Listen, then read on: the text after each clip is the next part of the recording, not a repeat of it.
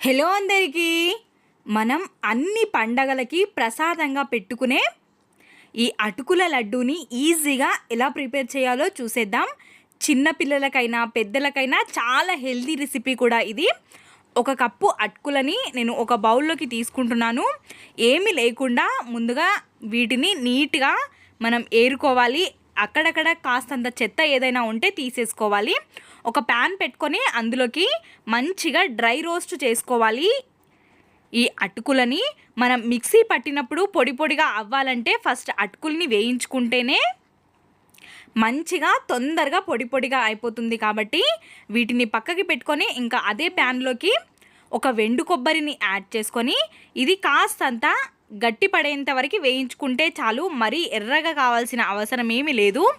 ఇలా అది కూడా ఒక మిక్సీ జార్లోకి వేసుకొని ముందుగా కొబ్బరిని మిక్సీ పట్టేసుకుంటే తొందరగా మెత్తగా అయిపోతుంది. కాబట్టి ఇంకా అదే మిక్సీ జార్లోకి మనం వేయించి పెట్టుకున్న అటుకులని అలాగే ఒక 2-3 యాలకులని వేసి మంచిగా ఇలా పొడి చేసి పక్కకి పెట్టుకోవాలి.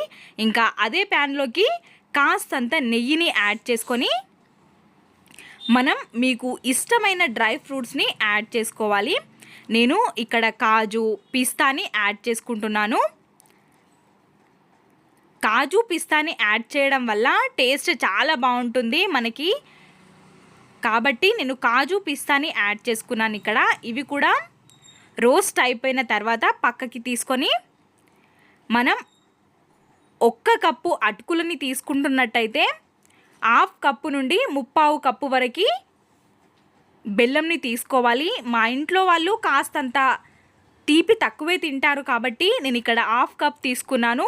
మీరు స్వీట్ ఎక్కువగా తినే వాళ్ళైతే ఒక 3/4 కప్పు వరకు బెల్లాన్ని తీసుకోండి.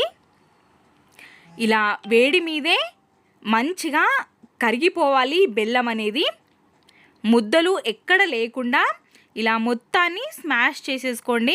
అప్పుడే మనకి కరెక్ట్గా లడ్డూలు అనేవి వస్తాయి. కాబట్టి ఇలా మొత్తం మెల్ట్ అయిపోయిన తర్వాత మనం ముందుగా మిక్సీ పట్టి పెట్టుకున్న కొబ్బరి, అటుకులు, యాలకుల పొడిని ఇందులో వేసి మొత్తం మిక్స్ అయ్యే వరకు కలుపుకోవాలి. తర్వాత మనం ఇందులోకి ఒక్క కప్పు అటుకులకి మనకి ఒక 3/4 కప్పు నుండి 1 కప్పు వరకు పాలు పడతాయి.